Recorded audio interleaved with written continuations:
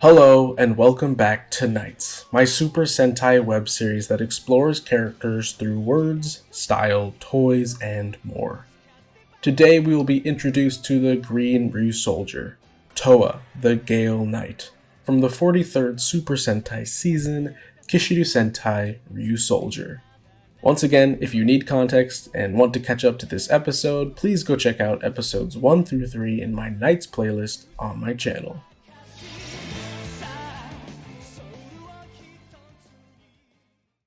Before we get into the details of this character, the structure of this episode will be quite a bit different to what you're used to. In an attempt to carry the story throughout the episode, we will be breaking up the actual content of the series into different parts, sprinkling in my own sections in between.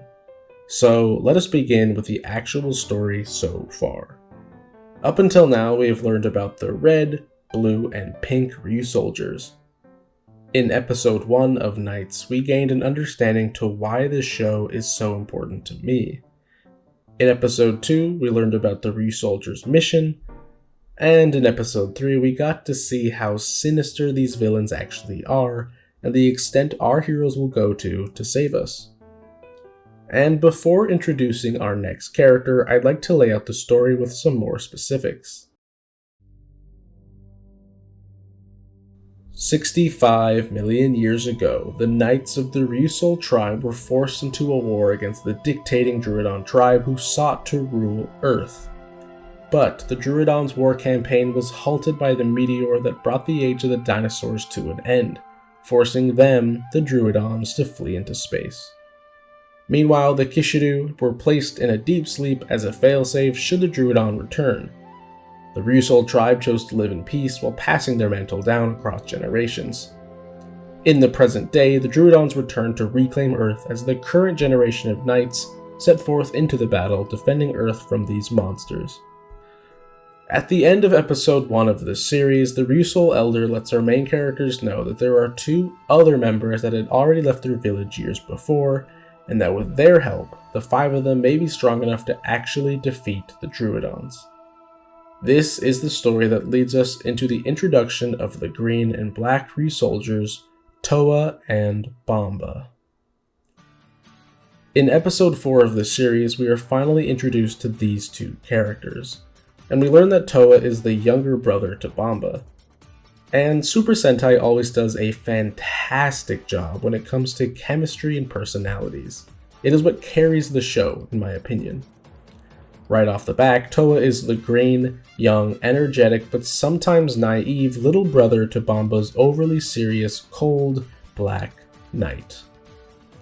And this dynamic is one of my favorite aspects from the story.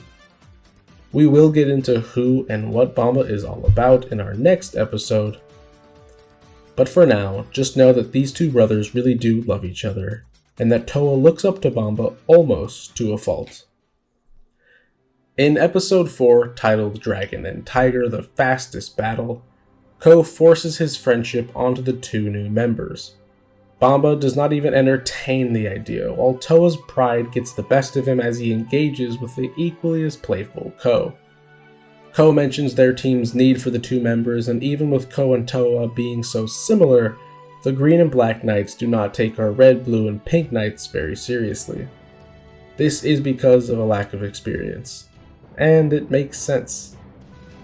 Even though Ko and Asuna's attempts at friendship are genuine, the Green and Black Ryusoul have learned to not entertain the idea of teamwork. This episode wraps up with Towa being the first to warm up to the idea of working with the 3 main knights. By connecting his soul to his Tiger Lance mecha, the 3 knights suddenly become 4, and they defeat the giant monster swiftly.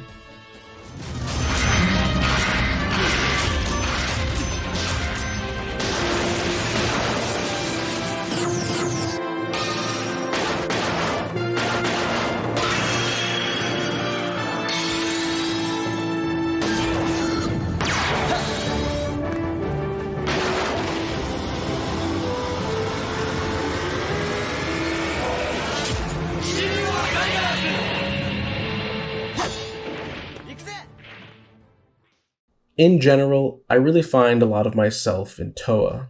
We will see why a bit later, but Towa is a character that needs to be in this story. His energy is upbeat, his personality is a bit childish, and his serious side is a bit scary.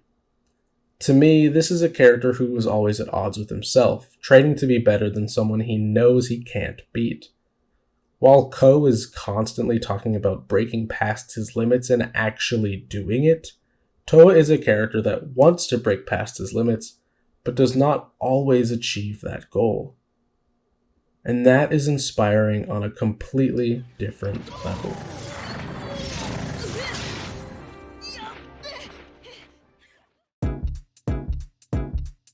I probably believe ya.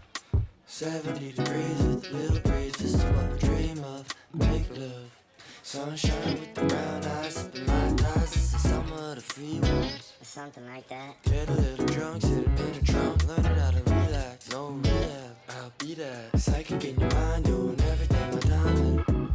Yo, God. Rysuoul change.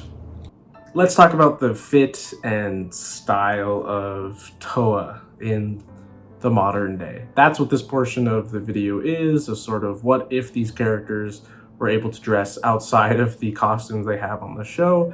And for Towa, it was really simple actually. So let's just get into it, starting from the bottom up.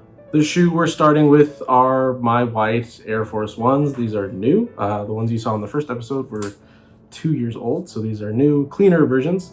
And to me, these shoes are sort of like everyday shoes. Maybe they're not supposed to be, but to me they are. I think they go well with a lot of different outfits. And something about the white Air Force Ones just reminds me of like when I was younger, and these were like the shoes that boys wore. So I see it as a bit childish, and I do wear these quite often. And these are the same shoes I chose for Ko as well. So I think Ko and Towa are very similar in a lot of ways. So I think this white shoe was a good foundation. Also, it goes really well with the pants. So moving up to the pants, and while thrifting, I found these bright green Nike sweats. These are pants I would never buy for myself. These are not pants that I see myself wearing very often. It's just not my style, but I had to get in the mindset of someone else.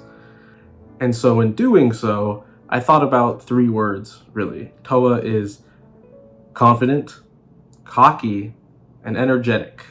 And to be honest, I'm not the most energetic person. So these bright green pants were a lot for me, and that was really fun.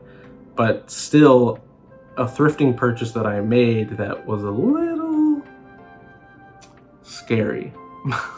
Like I said, super simple. So moving up to the top, and initially I was gonna keep it clean, just wear a white oversized t-shirt with the sweats, sort of do an athleisure look to it, keeping it clean with the very nice white Air Force Ones matching with the white shirt. That looks good. That's like a tried and true, looks good.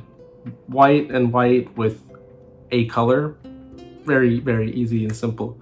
But something felt missing. It felt just a bit too casual, and Towa isn't a character that doesn't care. In fact, he cares a lot. And I did something that I think looks kind of goofy, but I like it as well. I put on this black sweater vest on top of it. Either way, the black sweater vest seemed like something that Towa would be told to wear by his older brother Bamba to sort of just look a bit more mature. And truth be told, I think it kind of works for something that shouldn't work, if that makes sense. So I'm pretty happy with it. Like I said, super simple. The final touches were just things that like I wanted to do personally, so have some jewelry and also painted my nails the colors of Towa, white, black, and then green all around. I think these types of, what the fuck am I doing? I think these types of little accessories elevate any outfit, to be honest. But people will notice the little efforts you go to with jewelry and accessories, so Again, it kind of like, this is more what I like to wear mixed with something I think Towa would wear. And that was that. I went out and built the mini pla and felt very green, felt very bright. Didn't really get a lot of looks because I think it's just, again, very basic. And I think Towa is kind of basic. So didn't really think too hard about like how pretty or cute or whatever. I just felt bright, confident, cocky, and green. And that's what I wanted to feel. So I think I did a pretty good job this month. Anyway, that was the little style guide portion of this video. Thank you for watching this part of it. And now we're going to enter the character study portion of this video, so stay tuned for that, and I'll see you in the next little break.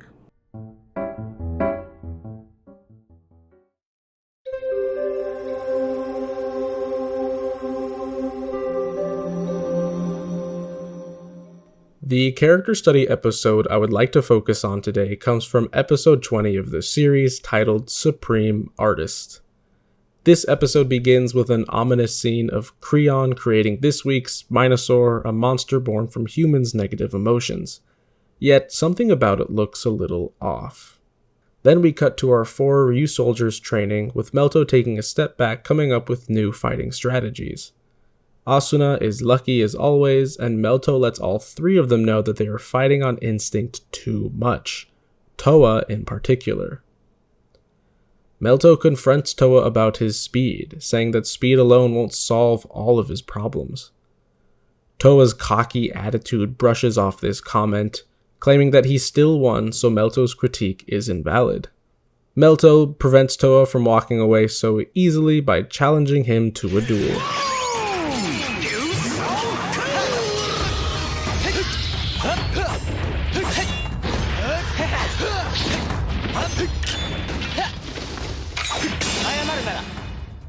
And just when Towa feels like he has a read on Melto, he suddenly senses the corner he's been backed into.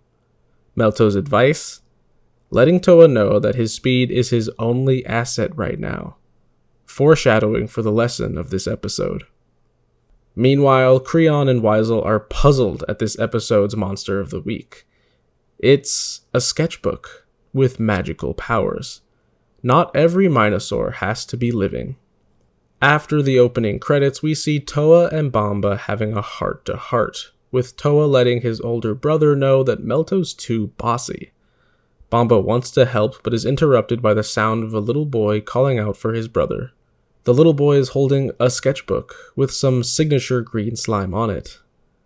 The green and black knights run off until Towa turns around and offers some comfort, reaching out on a human level as someone who also looks up to their older brother.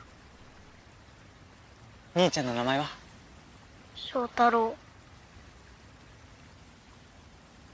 大丈夫。翔太郎くんは俺たちが必ず見つける。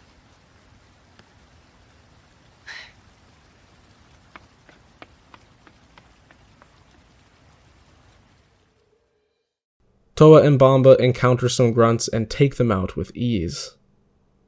Towa finds the missing older brother, and while boasting about his speed, hears a crash and is almost caught in a trap. The episode then cuts to Asuna, on her way to a delicious takoyaki party, when all of a sudden...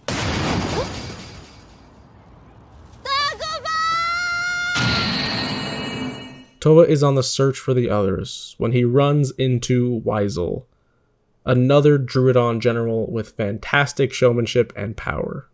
Rysuoul reveals that he's capturing everyone, and Towa figures out that the last target must be the gold Ryu soldier.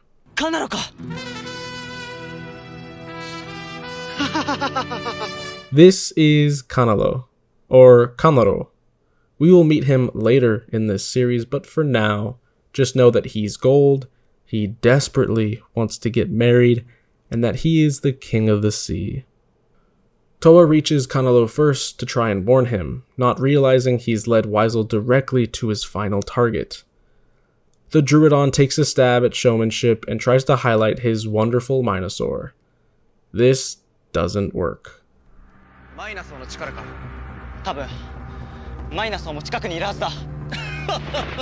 近くどころか目の前にいるぞ。何そのリアクション。 Rysuoul then reveals the sketchbook's power and attempts to catch the girl. Kanalo springs into action. He's not the smartest boy.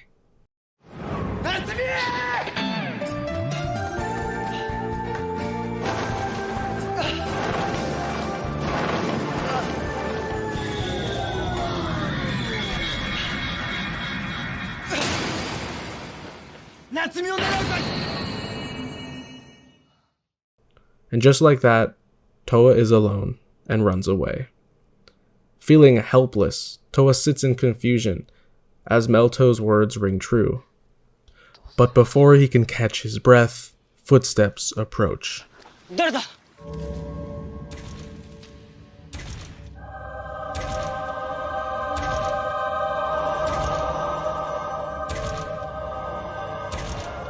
A purple knight enters the scene.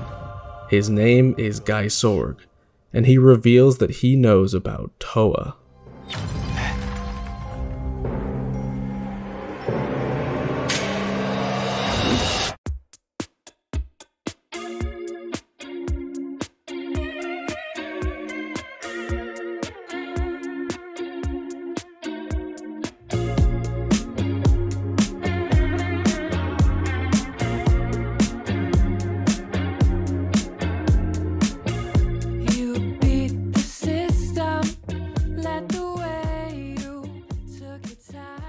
With another build in the books, I am really thinking about how significant a toy can be.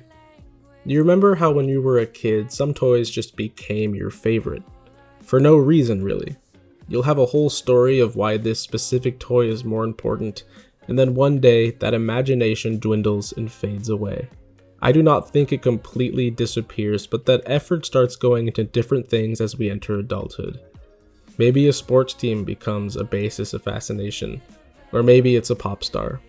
But as I play with this green saber-toothed tiger mech, all I can think about is what's been important to me these past 2 months. This month's challenge? Train like Towa and scrape and drag myself past a goal that I did not think was possible for myself. This month, as recent as yesterday, I participated in my first ever 5K. I had my friend and now coach, Daniela, train with me. She is far more experienced and used to run in high school. And while I love playing sports, running has always been a challenge. I just never found it to be all that fun or rewarding. But a part of me also thinks that maybe I didn't like running because I felt like I was bad at it. In soccer, my speed was always pretty good, but the stamina part never developed that much. Playing defense was my favorite position because not only was I good at it, but it had more to do with shouting directions and paying attention than it did with long distance running. So, here I was, dedicating myself to running 3 miles non-stop when I could barely run a mile in the summer. The training was brutal, and I genuinely did not think it was possible given how the first week went. Similarly, Daniela's last race was sometime in high school, and she was also a bit nervous about getting back into something that had once played such a prominent role in her life. As the weeks went by, I started to feel my stamina increase, and the 5K goal started to become all the more obtainable. I did not mean for things to work out this way, but I started to see my friend and coach the same way Towa sees Bamba, his older brother. I looked up to her, always took her advice, but also felt frustrated that I was not immediately on her level. Her years of experience always placed her 15 steps in front of me, and I could feel the gap growing. It had been a while since I had felt so humbled. As time went by, I finally accepted what it was that I was doing here. I was not here to win a race or to prove to my coach that I was as good as them. I was here for me, showing up for myself in ways that I have never experienced before. During our runs, as my body would start to give out due to exhaustion, I would actually tell my brain to let my legs handle it. It was weird. So very weird. And it was strange to be thinking of my body in segments. I trusted the training we had gone through, and trusted the muscles that I had built. And before I knew it, it was the day of the race. And really, I do not have much to say here. With a ton of people at the starting line, I never once thought that I did not belong, because I knew that I had worked my ass off. The first mile felt sluggish but manageable. The second mile flew by on a mostly flat surface, and the final push was the hardest part. That last mile took everything that I had. A whole mile. Something that I was not able to do 2 months ago. This was it. With a few hills against us, we pushed, fought hard, and gave it everything that we had. Our friends were in the crowd, cheering for us multiple times as we passed by, and it gave us the energy that we needed. As we clawed our way up the final hill, the last third of the last mile was mostly downhill and flat. My body went on autopilot. I really did not know how this was going to feel. It sucked. And it was fantastic. And we actually did push past our limits as we made longer strides in the last straightaway to the finish line. I did it. We did it. And I could not have done it without her. As I write this portion of the video, I know my thoughts are all over the place. But as I look at this little green tiger, I can only think about how it felt to cross the finish line. While a 5K may not sound like a lot to you, it has meant the absolute world to me. Now, back to the show. Our episode dives headfirst into the action after our commercial break.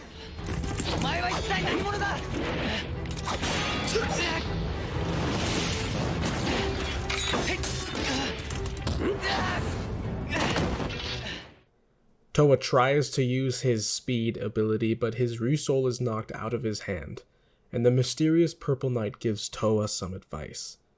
He tells him to not rely on his strengths and bring them to life instead. Confused, Towa asks why, but the Purple Knight is gone. Towa remembers that he's heard these words before, from his brother, who heard it from his master. With time running out, Rysuoul decides to abuse the power of the sketchbook and draws a gigantic version of himself. Towa sees this, hopeless, and this moment really reached me, and made Towa one of the more relatable characters from the series. でもダメだ。俺一人じゃ。お兄ちゃん、お兄ちゃん、お兄ちゃん、お兄ちゃんどこ？お兄ちゃん、お兄ちゃん、お兄ちゃん、お兄ちゃんどこ？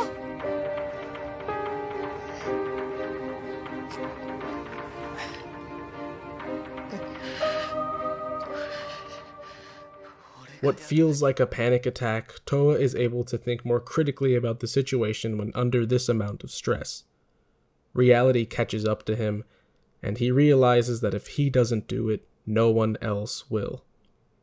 With a breakthrough, Towa confronts Rysuoul, with confidence not present before. Towa uses his speed, but with a plan this time. He leaps on the giant and makes a tear in the sketchbook. Then, he surrenders, grabbing his stomach in the process. Once teleported to the rest of the team, a key is tossed to each member. With a smug look on his face, Towa reveals his secret plan, using the villain's powers against them. Towa then looks to Melto, and they exchange some appreciation for each other. We cut back to the action in the city, with one of the best roll calls in the series.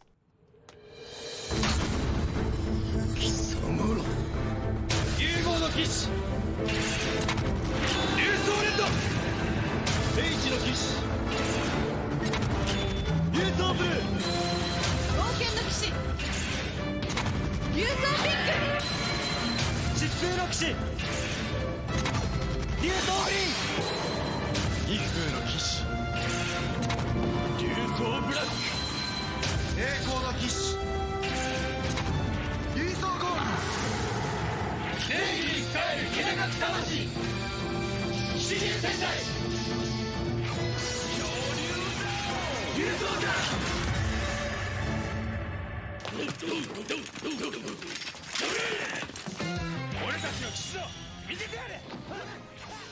And then they wreck house. I love these guys so very much.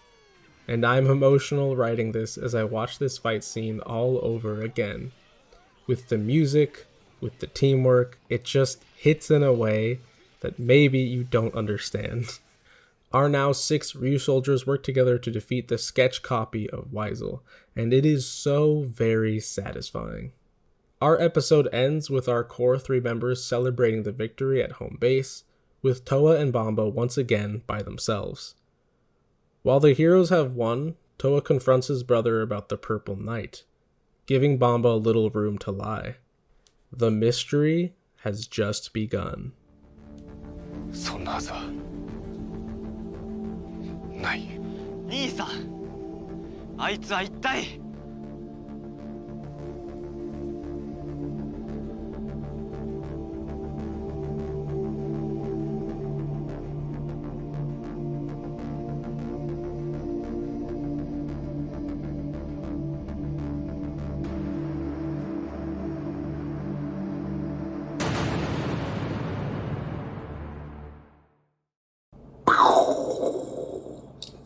Well, it's done, finally.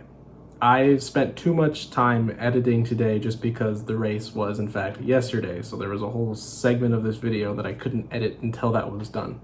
I'm pretty tired, as you can tell, but as a check-in, I am super proud of this video. I think it's really engaging. Didn't have enough time to give it like the audio touches that I wanted, but content-wise, super proud of this, super proud of myself and Daniela. There's my little number right there. Yeah, not a whole lot to say. I've said a lot in this. So thank you so much for watching this if you've made it this far. If you like this video, please consider subscribing, commenting, or even just liking. It all helps a lot. I do make this content for me, but I make it engaging for you. And I hope it was that. In our next episode next month, we will be focusing on Bomba and unraveling a few of the secrets there, so please stay tuned for that. And with that, I'll see you in the next one. Peace.